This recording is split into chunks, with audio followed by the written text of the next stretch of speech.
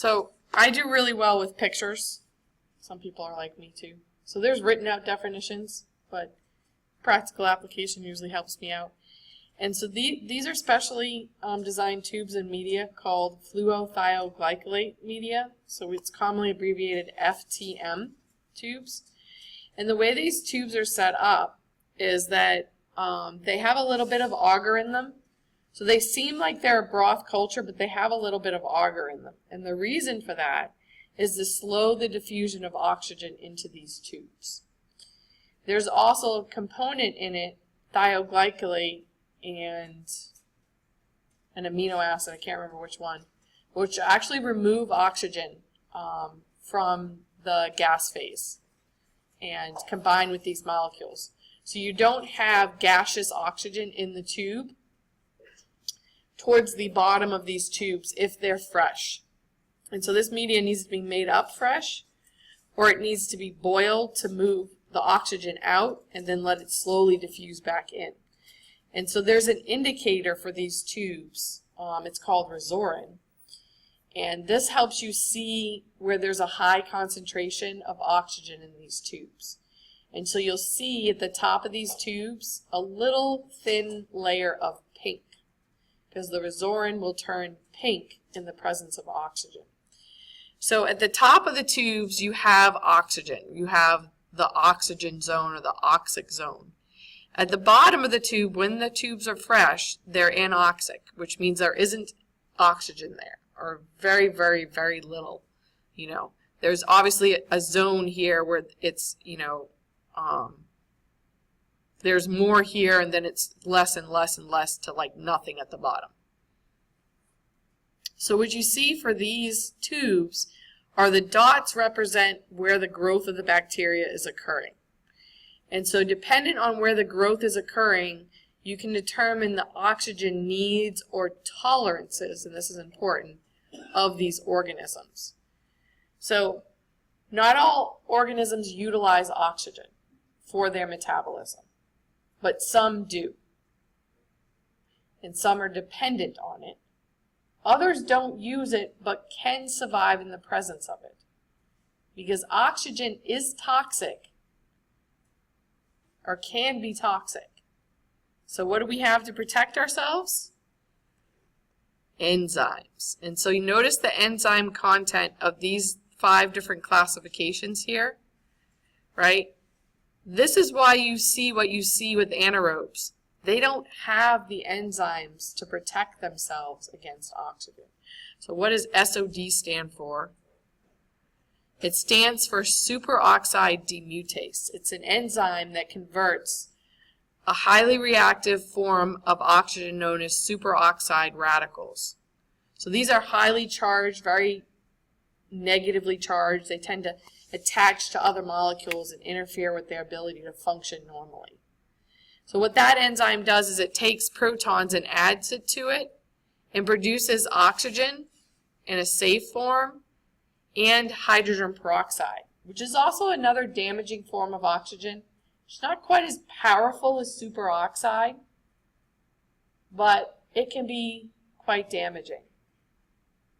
So we have, in organisms like ourselves that live in oxygen environments that utilize oxygen, have catalase. And catalase is an enzyme that will break down hydrogen peroxide into water, and in this case, gaseous oxygen. So this is why when you put hydrogen peroxide on a wound, which I suggest you don't do anymore, just soap and water and triple antibiotic ointment, yep. This is why it should always bubble. Because you are an aerobe. You have catalase, right? Look back. Aerobe, catalase, positive. You have an electron transport chain that accepts oxygen, that has oxygen that accepts the electrons, right, from that electron transport chain and forms water. Normally. Sometimes they jump ship early or in the wrong spot and you form the superoxide, or you form hydrogen peroxide.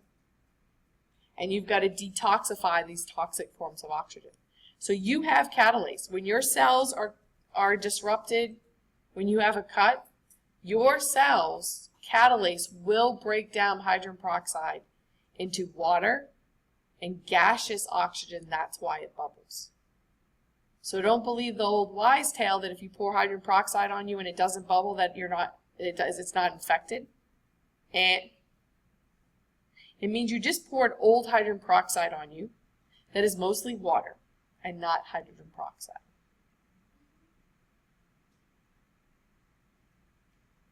That's also why it's kept in a dark bottle, because light will cause that reaction to happen as well. Will break down into gaseous oxygen and water.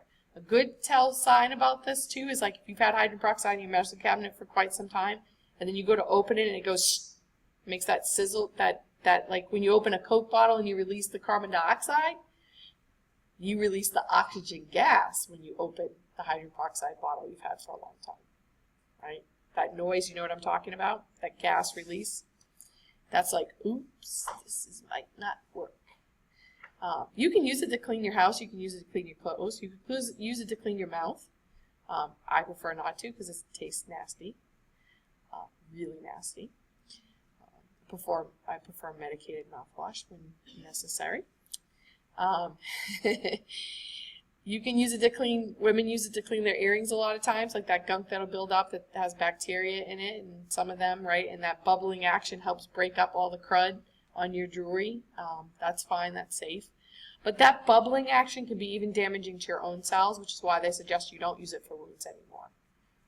It's significant enough that it's damaging more than it's helping.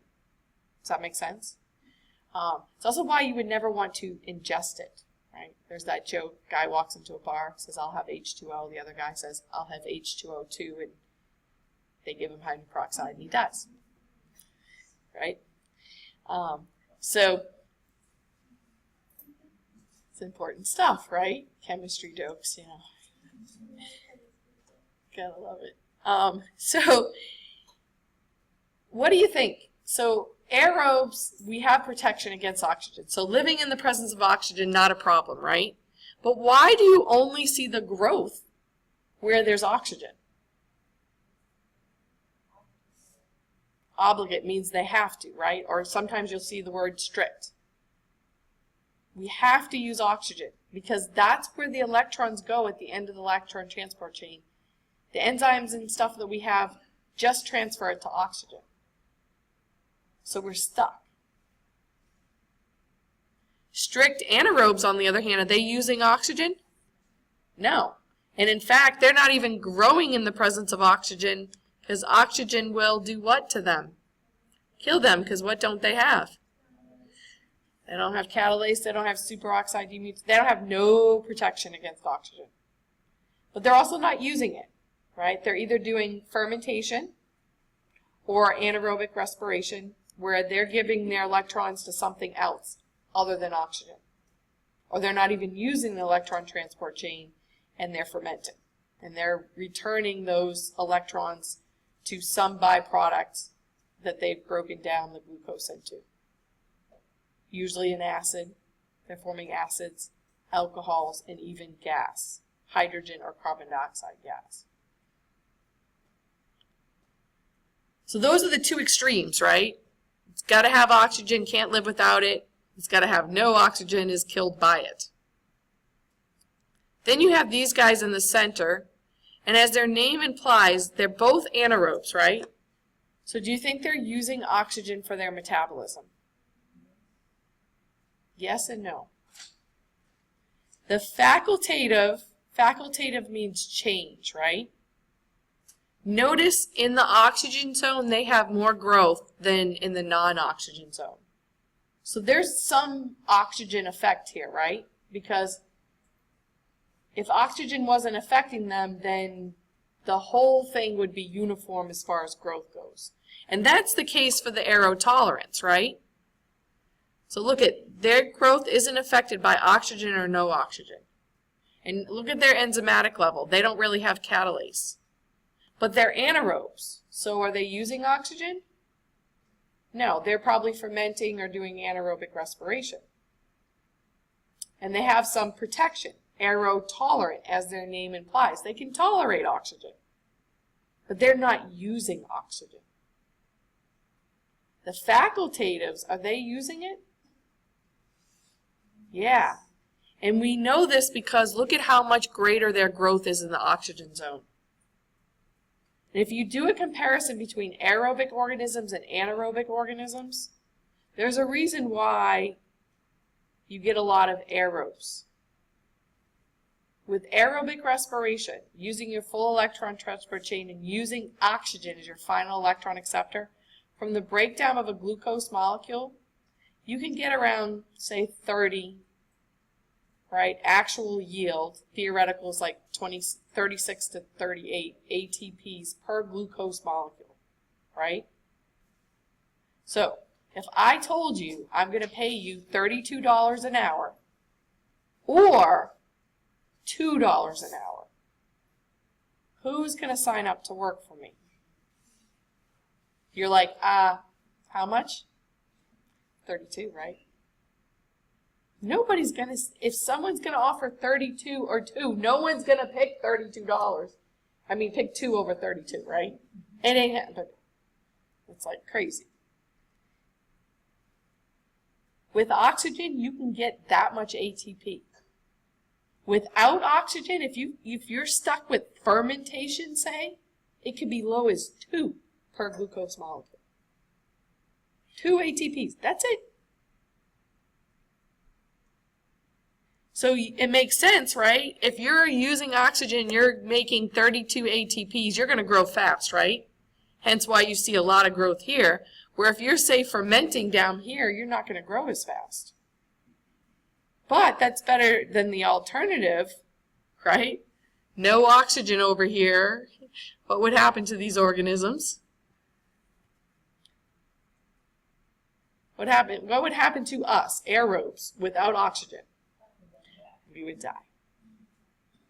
So, $0 an hour or 2. Now it changes, right? You're like, oh, I'll take the 2. It's all good, I'll take 2. I don't want to get nothing. Right? Make sense? So these guys, this is great because oxygen's present, they're going to grow like mad, right? E. coli falls into this category. Man, he'll grow mad fast with oxygen. No oxygen, like sometimes is in your intestines, right? There's not a whole lot of oxygen there.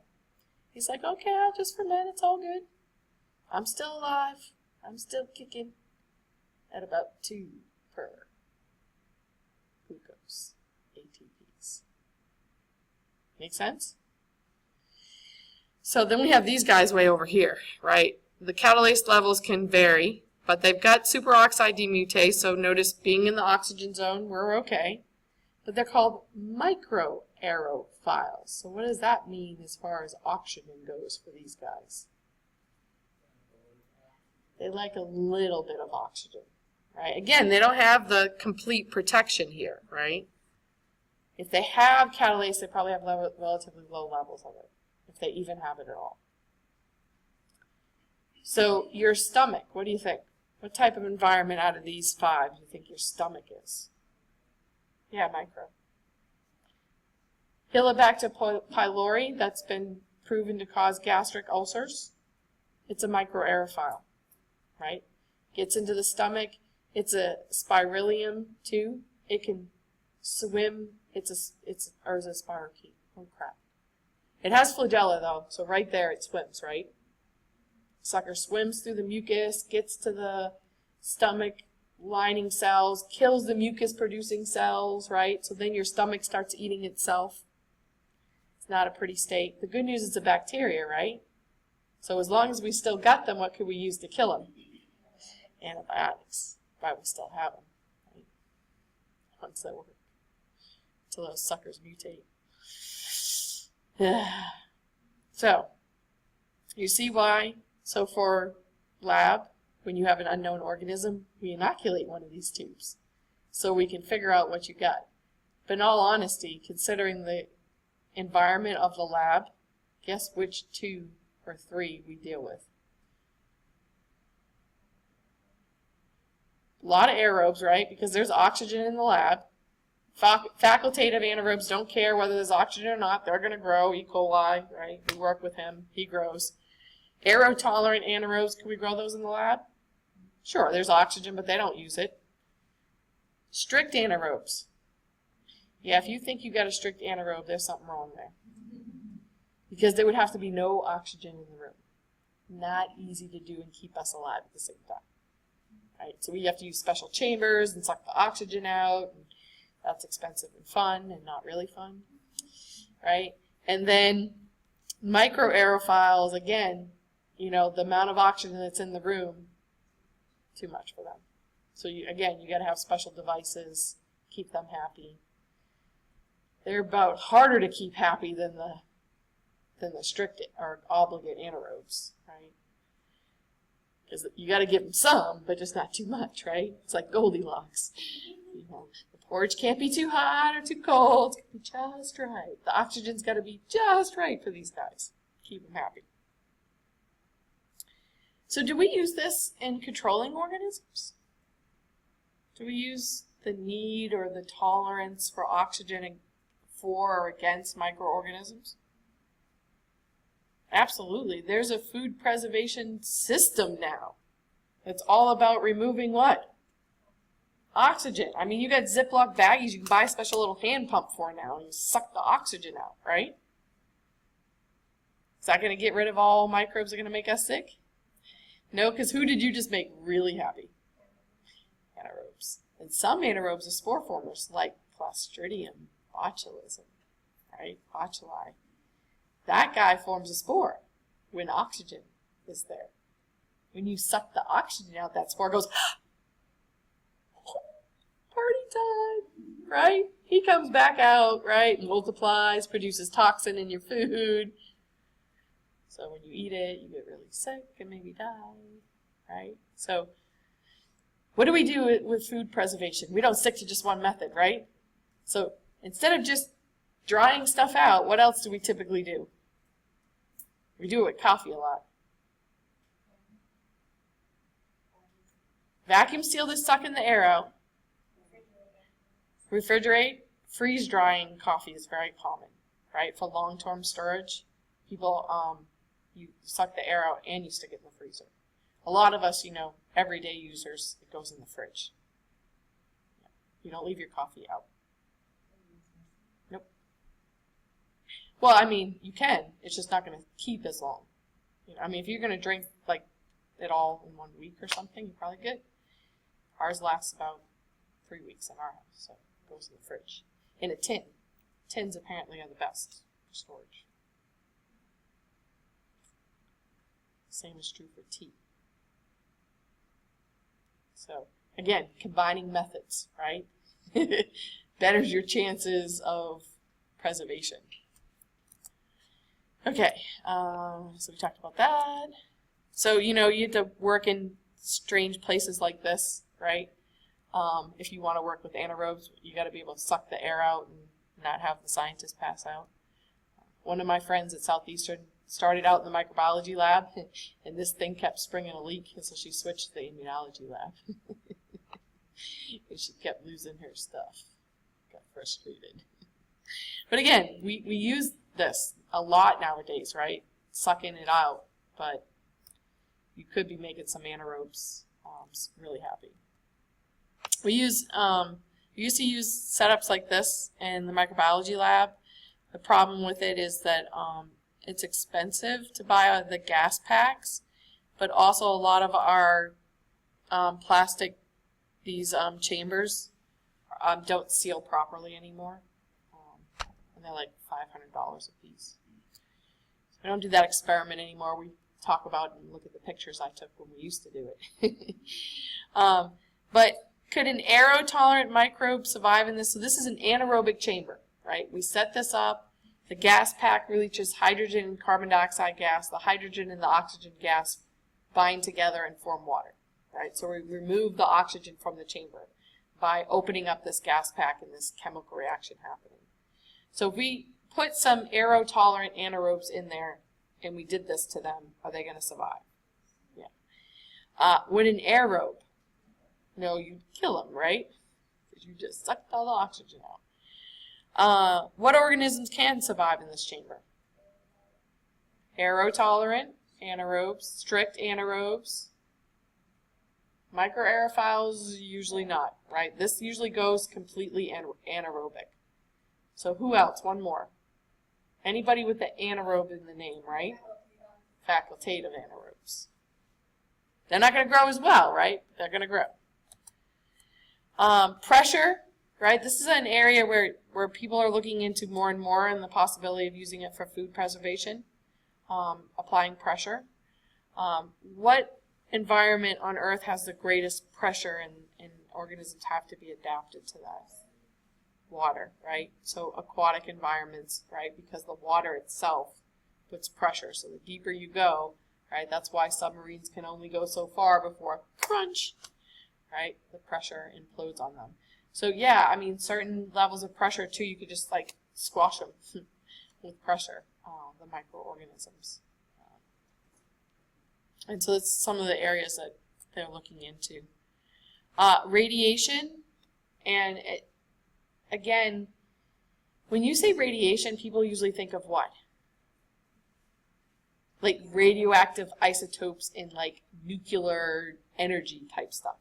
This is not the type of radiation we're talking about with your food, right? We're talking about UV light. We're talking about gamma rays, like throwing electrons at and trying to strip the DNA from the bacteria. Granted, it's going to cause some destruction to the DNA in the animal or plant cells that you're irradiating, but I don't know about you, but I don't eat anything that's still alive for the most part. I know plants, falls into that. When is it dead, right? When is it dead, Kat?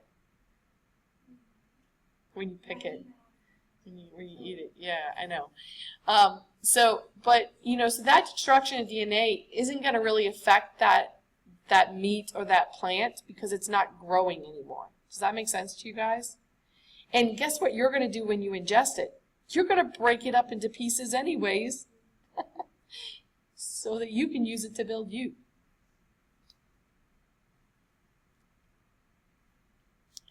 So again, we've already kind of talked about this in genetics, right? What UV light specifically does to DNA, what X-rays do, it chops it up. So again, the microorganisms, we don't want their DNA intact because we don't want them growing anymore. And that's why we could use this as a control mechanism.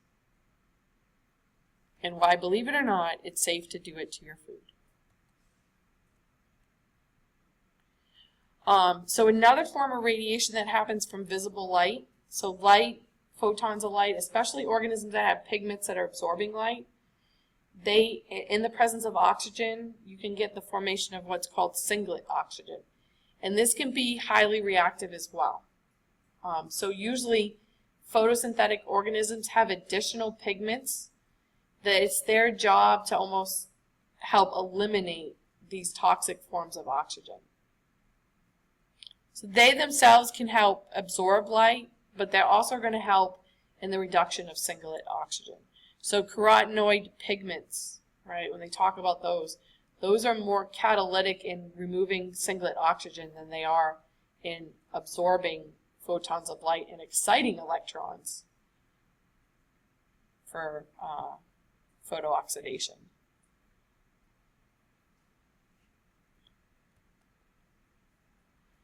So biofilms and quorum sensing are pretty cool, and I definitely suggest watching the biofilm animation if you have time. And these are definitely very active areas of research, right? The fact that microorganisms can quorum sense, they can communicate with each other. Like, we think they're these organisms, living all by themselves and, no interaction with others, and not at all the case. It's just that we couldn't recognize it for the longest time, right? And so we started doing molecular studies and biochemical studies, and it was like, okay, what's this chemical doing? Well, when everybody's producing this chemical, the others are sensing that chemical and go, oh, well, there's a lot of us. So probably my best example to this is, our sense of smell is probably our laziest sense. which can be a good thing sometimes. Because when I was a kid once, the aunts and everything decided to go to the mall in one minivan. And I went to the perfume section, and I think I tried about 6 different perfumes on, and then got into the van. My family wanted to kill me. And yeah, they rolled down the window for a little while. Because, yeah, I stuck. It wasn't a good idea. Like, you can't wash that stuff off either. There's a reason why they put it on paper nowadays. But it smells different on your skin. But, you know, we can sense that, right? You know? Microorganisms, it's all chemical sensing for them, right? And so my favorite example here is with the with these guys. Isn't he cute? A little squiddy squid. And so he has a symbiotic relationship with these. It's actually bacteria that grow on his in the mouth region, and they're bioluminescent. But think about this. You know, one flashlight, right? You get everybody in the family outside with flashlights. You think it was a searchlight party, right? So they really need to maintain a certain density in order to produce enough light that it's beneficial to the squid. And so, therefore, too, the squid actually, I think, produces substances to feed the bacteria. But again, they can't, you know, do their job without making sure there's enough of them to do their job. And I mean, there's like paper after paper and research after research right now in this area of, you know, this communication that happens between microorganisms and the environment for a multitude of different reasons. It's pretty amazing stuff, honestly. And then biofilms are not quite as exciting because they can be quite damaging to us. So the plaque on your teeth, right, that you go and get scraped off at the dentist, that's bacteria attaching to your teeth, which are a non-shedding surface, right? And in such a way, and encasing themselves and such so that, you know, you can't just rinse your mouth. You've got to brush, you've got to floss. You've got to floss all the teeth that you actually want to keep in your head, right? Like, oh, you know, which one should I floss? All of them, right? Because the food gets in between and you've got to get it out because that feeds the bacteria that are there. And even if you go for your cleaning, they don't scrape all the plaque off. They try their best, but it'll come right back too, right? The microorganisms come right back. We're exposed to them. We can't get away from them. Suckers just keep coming back. The problem is if you feed them things like sugar, which, you know, if you're a sugarholic like me, you brush your teeth a lot. Because if you feed them sugar, they produce acid that breaks down your teeth, and then pretty soon you have no teeth. Kind of need those for chewing, too. Unless you want to live on a liquid diet, you might want to keep those in your head. So that biofilm is a whole problem. But, you know, we experience these, like, even in your house, right? Like, if you go away for a week and your husband doesn't clean the sink, come back and there's that scum at the bottom of the sink, right? Can you just like spray the Lysol on it and wash it away? No, good luck with that, right? You got to spray it, you got to let it sit, and you got to go get the scrubby pad and scrub that stuff off, right? Because it sticks. And it's multiple layers of microorganisms that are like, this is my home now. You know, this is where I want to stay. We want to stay right here. You know, y'all keep spitting on me, I'm just going to eat it. Right? The really frightening thing is, ask Dr. Rosenwig, her brother's an orthopedic surgeon up in somewhere. Franklinton, I think. Right? He does knee replacements and hip replacements, all that fancy stuff they do nowadays. Yeah, unless they're doing a bone graft, they're putting metal or some type of plastic in your body, right? Can bacteria stick to that? Oh yeah, hell yeah. And that's a real problem in orthopedic surgery, is that biofilms can develop, right? So like the plaque on your teeth, So can we go in and scrape it off like we do the plaque on your teeth? No, because that's just going to release it into your body, and that can be a problem too, because again, even with plaque, when they're scraping that off, it gets into the blood, it can travel through the body. People with heart problems have to take antibiotics a lot of times before they even go to the dentist, because that plaque that then may get into their bloodstream could attach to the malformed heart valves and create a problem. So if you could invent a prosthetic that biofilms don't form on, you'd be a gazillionaire nowadays. Because how many of you guys know someone who has a prosthetic something or other? Does that include you? Well, after I listened to your lecture and I had screws in there, I was like, great. And I just started staring at it for a while. And I was like, thanks for the nightmare. Yeah, the good news is that most of the stainless steel we don't usually have problems with, but things like joints where you need those cushiony parts, that's where they really run into some serious problems. Titanium is what they put in, and then they haven't had biofilm formation, I don't think, on titanium. So you're good with your screws, but if you had a joint, it's not all metal. It can't be. It wouldn't work properly. I forget what the substances are that they've tried, but I mean, they literally, you know, I tried to ask him during his lecture, and then he didn't understand what I was trying to ask him, so then I talked to him after, and of course all my students were gone.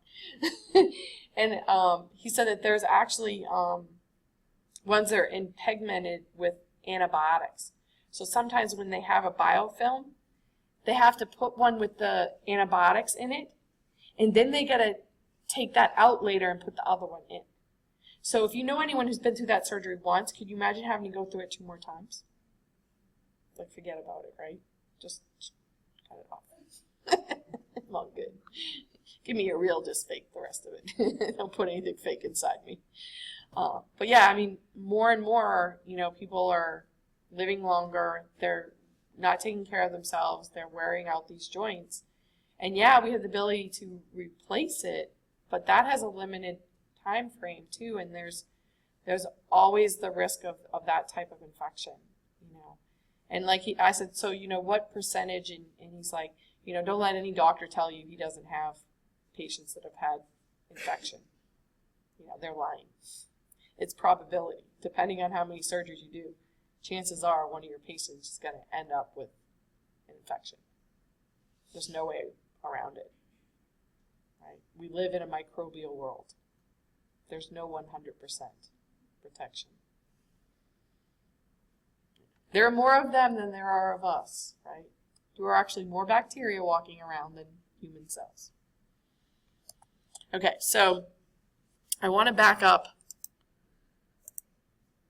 to, and I said I wasn't going to lecture, but look, we always fall back on this, don't we? We always do. So I kind of skipped over growth.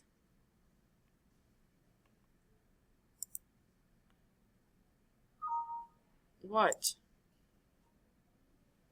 I just am not being patient. So there's a little bit of chemistry here that people get a little freaked out about, right? Elements. These are what make up molecules, right? So these elements, carbon, what's O?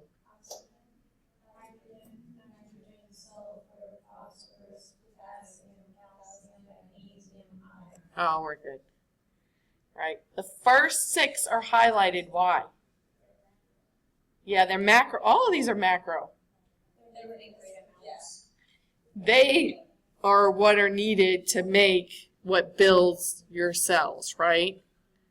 They are what are in sugars, right? Amino acids that build proteins, nucleic acids, right? Carbon is the backbone of all of these molecules. Then you have hydrogen and oxygen, and depending on the molecule, you might have sulfur. So who's got sulfur?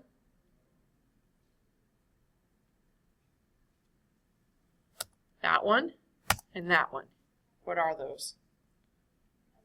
Amino acids which build proteins. One of these guys has got phosphorus, in addition to nitrogen, which amino acids have, right? So nitrogen amino acids. Here you have a sugar, right, a nucleic acid. Here you have a nitrogenous base.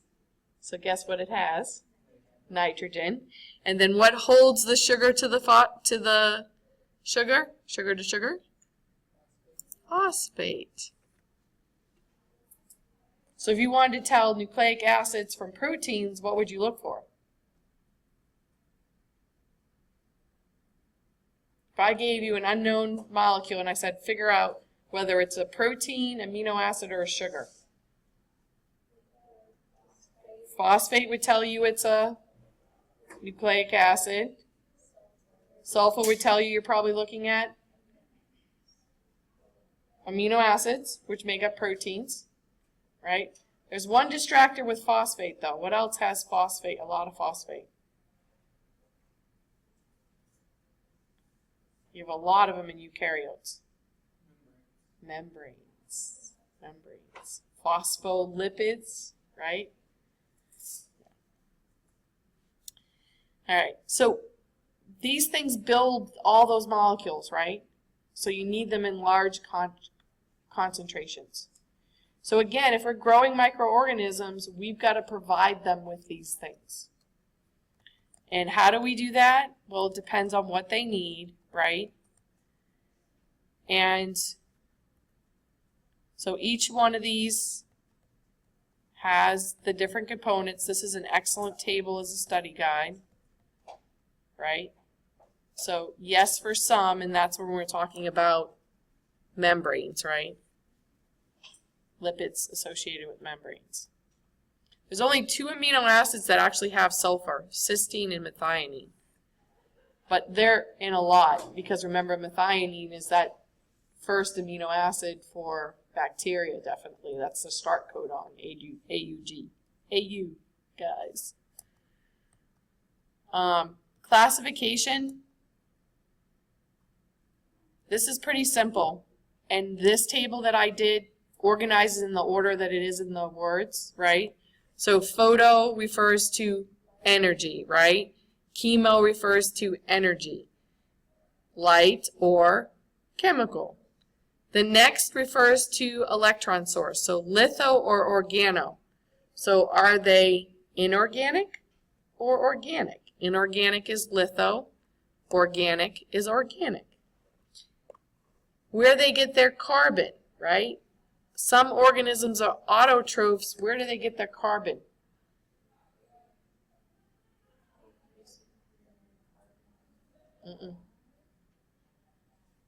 They kind of breathe it, you could say. Carbon dioxide. Where heterotrophs have to get it in an organic form. Basically, they got to eat something else that's a primary producer. So photolithoautotrophs, right? These are your plants, your photosynthetic organisms, right? Other than plants, cyanobacteria, algae, that kind of thing. They make life on Earth possible. They're primary producers. Others, right, need organic but can utilize light. So these are ones where you get into the microorganisms that have these variations. Chemolitho, right? It's all basically inorganic and carbon dioxide. Chemolithoheterotrophs, they get their carbon from an organic source. And then this last category is all organic. Anyone know which category we are? For the last one. We've got to eat basically other organisms to survive. If we were photolithoautotrophs, that would be awesome. Right? We could tell our moms we don't have to eat our vegetables, and we'd probably look like green Martians, though. We just can't do it. Right? We don't have this ability. You know, microorganisms fall, into all of these categories, actually. They pretty much do it all, which is why, they are everywhere. If we use these components, right? Photo, chemo, litho, organo, hetero. Do you notice we actually could get more combinations than I have listed here? This is all that exists, though, currently, that we're aware of. There's nobody that's a photo, organo, autotroph. And when you think about it, it really wouldn't really make sense either, right? Because some of these things are kind of linked, especially energy and electrons, right? Because that's basically how energy flows, is electrons, right? The carbon thing you can kind of separate out, right? Where you get those carbons from. So that's just, you know, terminology. There's different ways that you can process through it. This is the table in the book. I don't like it because they don't do it in order, right? They don't go energy, electron source, carbon source. They put it out of order. So what I want you guys definitely really, because this is what you guys tend to struggle on, is try and go over the media. And I think what I'm going to do next time before we start, and please do inflammation, right? I might do a little like survey quiz. But, you know, try and get your connects done this weekend too for Module 2. So that way you know what you know what you know and don't know, and can possibly ask me questions. So we'll leave probably the first, you know, 20 minutes or so for wrapping up this stuff, and then we'll move on to inflammation and immunology, Module 3 on Tuesday. Thursday test, right? And then like before, after the test, we'll keep going with immunology.